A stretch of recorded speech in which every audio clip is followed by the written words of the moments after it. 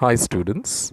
Welcome back to another episode of English Grammar topic Kinds of Sentences according to construction. This is Bharat Naidu welcoming you once again to this new lecture. Before we start, let us try to understand what is a sentence. What is a sentence? A sentence is a set of words that is complete in itself and it contains a subject, a predicate. I repeat once again, what is a sentence? A sentence is a set of words that is complete in itself and it contains a subject, a predicate. So, a sentence is that which may convey either a command, either a question, either a statement or exclamation. So, when all it can be possible that a sentence will have all these variants. It could be a statement, it could be a question, it could be an exclamation, or it could be a command. So, that is how we can say it can be considered as an assertive sentence, it can be an exclamatory sentence, it can be interrogative sentence, or it can be a affirmative or negative sentence. Now, all these sentences, they always begin with a capital letter, and a sentence always ends with either a full stop, that is for your affirmative sentences, negative sentences, and declarative sentences, that is assertive sentences. Question mark, of course, it is when it is interrogative sentence or interrogatory sentences. And when it is an exclamatory sentence, it has an exclamation mark at the end. Let's go to the third slide. Now, sentences can be classified into two basic categories. The first one based on the construction, and the second one based on modus operandi or types. On the basis of types, we'll be taking later on, but still I'll give it to you. They are imperative, interrogative, exclamatory, and assertive. Assertive are also called as declarative, and there are two broad categories in assertive or declarative sentences which are called as affirmative and negative. Imperative is that sentence which gives you a command. It may be just remember the mnemonic of RAW. R stands for request, A stands for advise, and O order a command. Interrogative sentence is that which asks you a question. Exclamatory, where a strong feeling is expressed. And of course, assertive is a plain or a simple sentence showing a declaration. Now, these can be of two types. When it shows a positive sign, it becomes affirmative. When it shows a negative sign, it becomes a negative. I mean, when I'm talking about affirmative, positive sign does not mean plus, and negative does not mean minus. Over here, I'll give an example. Uh, um, Sham is a rich boy. When I say Sham is a rich boy, it becomes an affirmative sentence. So, negative, Sham is not a poor boy, becomes a negative. So, when I use not, no, never, such type of words, it becomes a negative sentence. Let's move on to the next slide. We are going to focus in this lecture basically on construction based sentences. Okay, that is the first type. Now, what is a simple sentence? Construction based, we have three, that is simple, compound, and complex. Let's first move on to a simple sentence. A simple sentence consists of three important things. Number one, it has a subject, it has a predicate, it has one finite verb. I repeat once again. Simple sentence consists of one subject, one predicate, and one finite verb. Always remember, dear children, all simple sentences are main or principal clauses. Or you can say vice versa, all principal or main clauses are a simple sentence. So this is how it becomes very convenient to remember the definition of a simple sentence. Here you can see 4 examples I've given. The pen is mightier than the sword. Now, the ones in the red are what? Very true. They are the subjects. Okay? They are independent by themselves. They are the subjects. So, the pen is the subject. And always the predicate will always consist or starts with the verb. So, is the verb. Mightier than the sword. Is mightier than the sword altogether makes the predicate. But that predicate also consists of the finite verb. So the pen is the subject, is the finite verb, is mightier than the sword altogether collectively becomes the predicate. Likewise, sentence 2, the Chinese companies have closed forever. The Chinese companies. The sentence is talking about the subject, the Chinese companies, and have closed. Have closed. Over here, have becomes an auxiliary, closed becomes a principal verb. So, have closed together becomes the finite verb. As I told you, finite verbs are those verbs which talk about what? The tense. They give you the tense and they change according to the tense. So the Chinese companies becomes the subject, have closed forever becomes a predicate, and have closed becomes the verb. Third, Lucy left putting her hat on. Okay, so who's the sentence related to? It's Lucy. So of course, Lucy becomes the subject, left putting her hat on. Okay, from the verb we separate the subject. The whole thing comes as the predicate and left becomes the finite verb. Number 4, Zend-Avesta is the holiest book of the Zoroastrians. I repeat, over here, Zend-Avesta is a holy book or the holiest book of the Zoroastrians. Now here Zend-Avesta is the subject, is the holiest book of the Zoroastrians, is the predicate, and is the finite verb. I hope you've understood. Let's move on to the next slide. Then what exactly is a compound sentence? Okay, compound sentence is that sentence which has two main or principal clauses, and it is joined by a coordinating conjunction. Remember last time I had told you I had already taken up a lecture on coordinators. So by this time it must be crystal clear what exactly conjunctions are, what are subordinators, and what are coordinators, connectives. So it is a coordinator that connects two main principal clauses, two main or two principal clauses. And when a coordinator is used to connect two main or principal clauses, it becomes a compound sentence. In other words, remember what I told you in the previous one about simple sentence? All simple sentences are main or principal clauses, right? So similarly, when you talk about the compound sentence, two simple sentences when connected with a coordinator becomes a compound sentence. Okay, I repeat. So what is a simple sentence? What's a compound sentence? Two simple sentences, when you're connecting it with a coordinator, it becomes a compound sentence. Let's see some 4 examples which are flashing on your screens. Bobby walked to the class, but Dobby ran. Now look at this.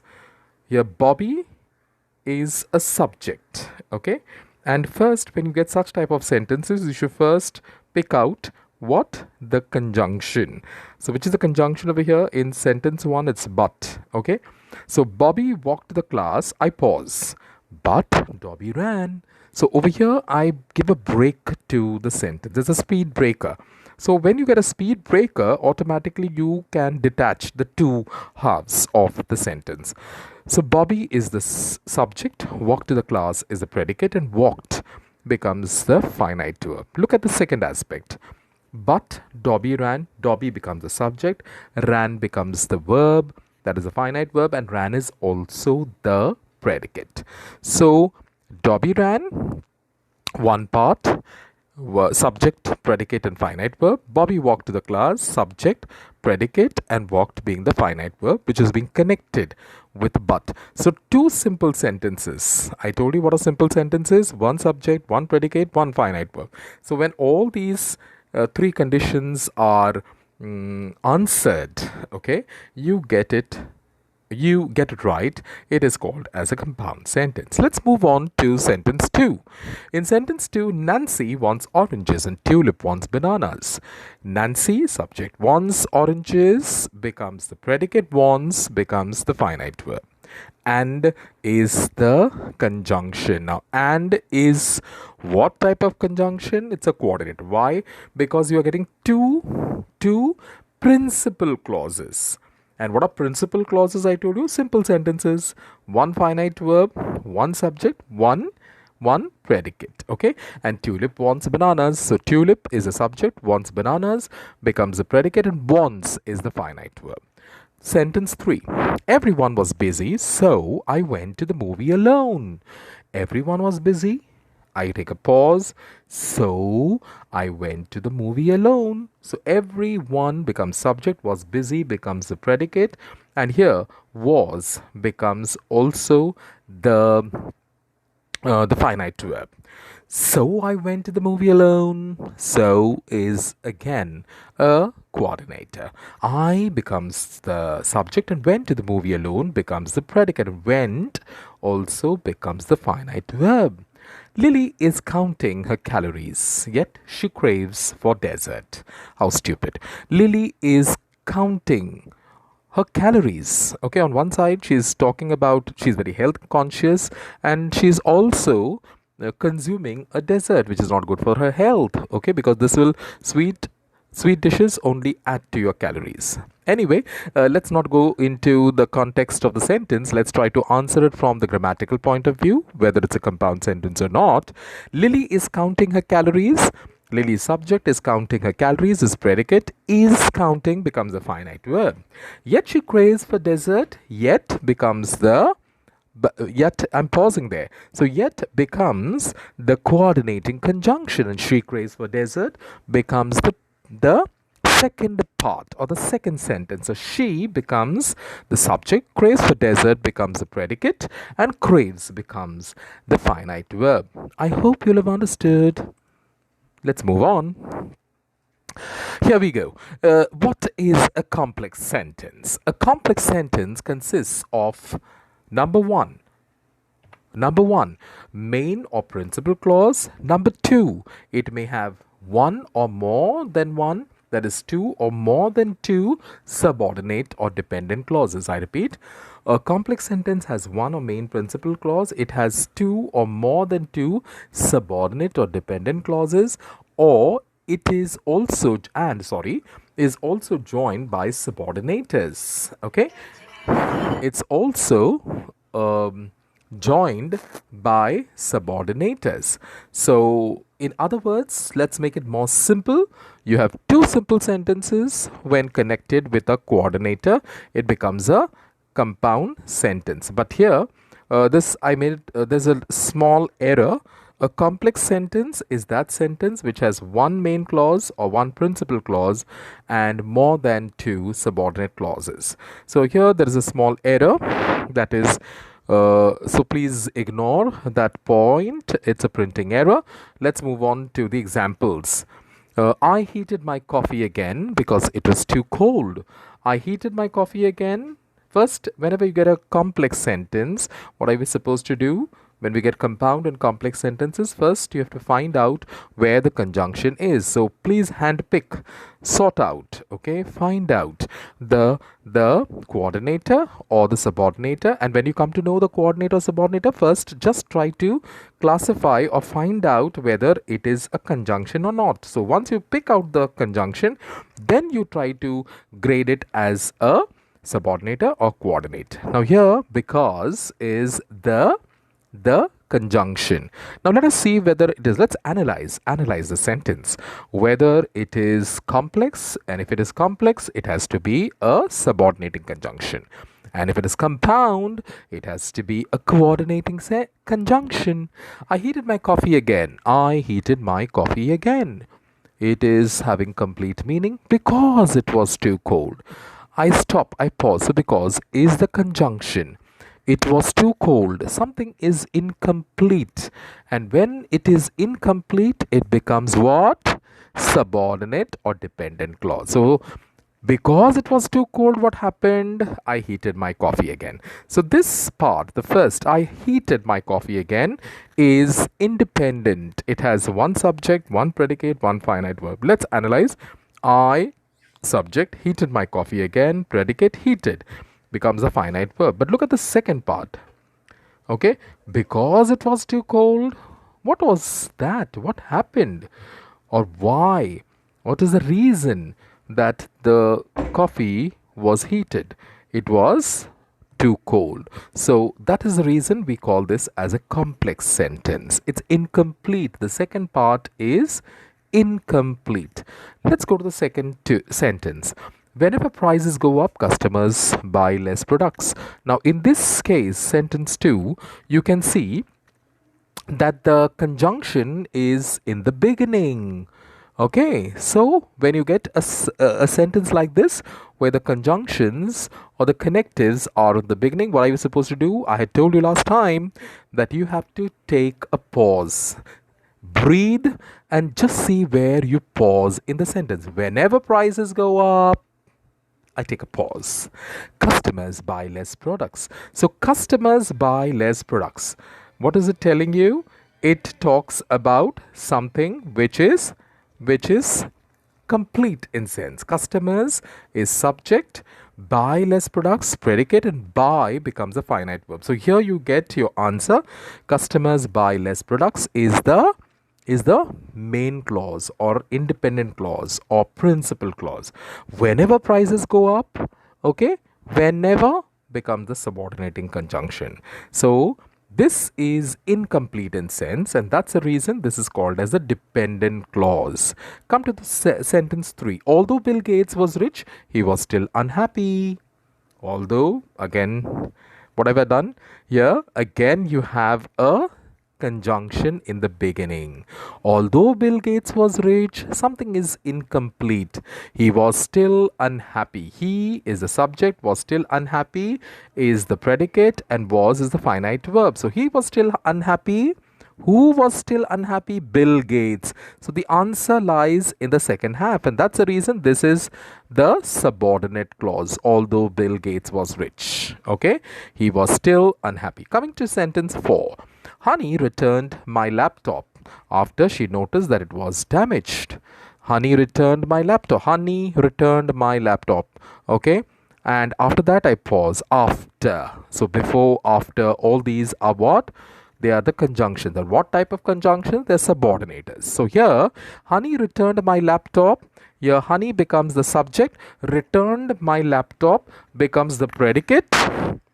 And that's the reason we can say this is the principal clause or the main clause, because you have the subject, you have the predicate and also the finite verb.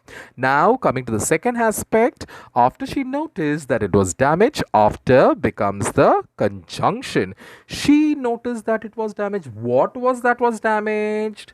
The laptop. So the answer to this question lies in the first half. So again, this becomes incomplete in sense, and that's the reason it is depending to complete its meaning on the first part. So the first part is independent. First half of the sentence, honey returned my laptop, is complete in sense, but after she noticed that was damaged, something is missing. What is that it? That it is actually the laptop. The meaning is incomplete, and that's the reason it becomes a complex sentence. Okay, let's move on to the next slide. Okay, I hope so far so good. You all have understood what exactly the simple, compound, and complex sentences are. Nevertheless, let's go once again to have a recapitulation, or let's recall all that we have studied in today's lecture. What is a simple sentence, children? Oh, very good. It is a simple sentence. A simple sentence is that sentence which has just one clause. And what type of clause that is? Very good. It's the main clause. Complex sentence, let's see later on. We'll go to the compound. A compound sentence is that sentence which has two or more than two clauses, but both these clauses are independent clauses. And what is an independent clause called? Okay, that is principal or main clause. And of course, last but not the least, a complex sentence. It consists of only one independent clause and one or more dependent clauses. Now, here in compound sentences, two sentences are connected by a coordinating conjunction, whereas in a complex sentence, it is two sentences are connected or joined by a subordinator or a subordinating conjunction. Okay, dear children. Now this is a quick exercise for you. Okay, so that we can really understand how much you have really grasped in this entire lecture. I want all of you all to identify the kind of sentences as per the construction. I will do one for you. We were playing in the garden when the guests arrived. We were playing in the garden when the guests arrived. Now, here you can see I told you what are the clues I gave. Okay. Yes, very true. The first one, whenever you get a sentence, hunt for the connective conjunction. So you can pinpoint, I know, you've done it. It is when. So here, once you pick out when, which is the connective, let us analyze it later on, whether it is a subordinator or coordinator. So let's first break it up. We were playing in the garden. When the guests arrived, that becomes the second half. So first half, let us see, we were playing in the garden. We, subject, were playing in the garden, becomes a predicate, and were playing becomes the finite verb. So condition number one fulfilled. That's bang on, bang on. So let's go to the second part. When the guests arrived, when is a connective.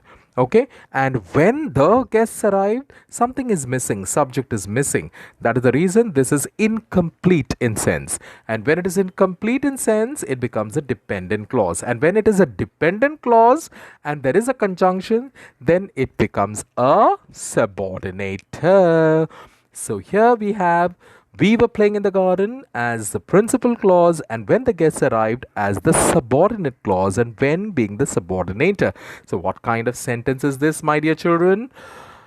Yes, it is a complex sentence. Likewise, one has been done for you. I want the rest 9 to be taken care of, and we shall discuss this later. Okay?